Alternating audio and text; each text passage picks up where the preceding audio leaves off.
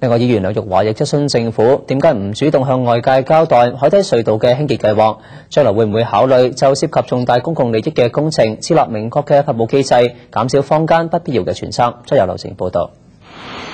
早前，運輸工務司司長劉士堯透露，06年海底隧道嘅工程招標，因為未能夠符合環境評估報告嘅標準，需要取消，等重新規劃之後再進行招標程序。